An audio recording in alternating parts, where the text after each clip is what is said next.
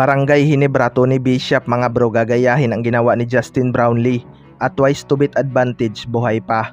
Yan mga bro, pagkatapos mong i-like ang ating video, mag-subscribe na rin kung bago ka pa lang sa ating channel at i-click ang notification bell para lagi kang updated sa ating mga sports balita.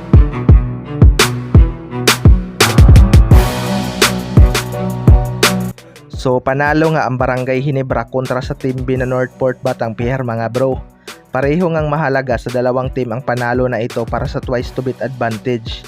Sa ngayon nga ay buhay pa ang pag-asa ng Barangay Ginebra sa twice to beat. Kailangan ngang matalo ng kahit isa lang ang Meralco Bolts at SMB at maipanalo naman ng Barangay Ginebra ang kanilang mga natitirang laban. Magnolia Hatchets pa lang talaga ang secure na sa twice to beat mga bro, pero maraming ang naniniwala na makukuha ng Barangay Ginebra ang pang-apat na pwesto sa playoffs. Well, para sa akin mga bro, dangerous ngang kalaban itong Barangay Ginebra kahit saang spot yan mapwesto. Mas nakakatakot nga silang kalaban kapag mayroon silang twice to beat disadvantage, dahil doon talaga lumalabas ang kanilang Never See Die spirit. Alam naman natin kung gaano kagaling itong si Coach Tim Con pagdating sa mga adjustment, at alam niya din kung kaya ng Barangay Ginebra o hindi ang kanilang makakalaban. Kaya panigurado ipapanalo pa rin ng Barangay Ginebra ang kanilang mga natitirang laban, dahil wala na nga gaanong pressure kapag sila ang may advantage. Sa kabilang banda naman mga bro, Tony Bishop gagayahin ang ginawa ni Justin Brownlee. Ito ngang si Tony Bishop ay nagkaroon ng maraming haters kahit fan ng Barangay Ginebra ay naging hati nga ang opinion patungkol sa kanya. Scoring machine nga itong si Tony Bishop noon sa Meralco Bolts, pero pagdating sa Barangay Ginebra ay hindi na talaga ganun kalaki ang kanyang impact.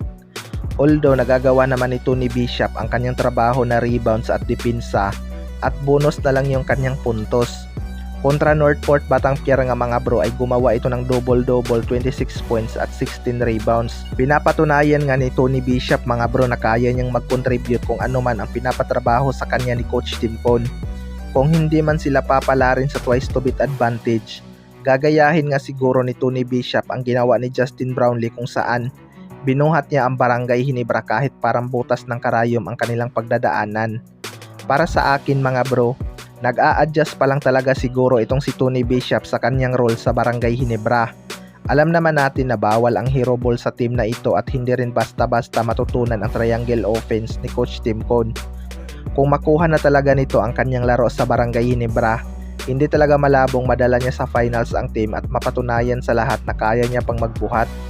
Pero syempre kailangan pa rin ang team effort. Hindi rin naman yan kakayanin ni Tony Bishop mag-is. Kailangan pa rin dyan ang suporta ng mga locals. Kayo mga bro, ano masasabi nyo tungkol dito?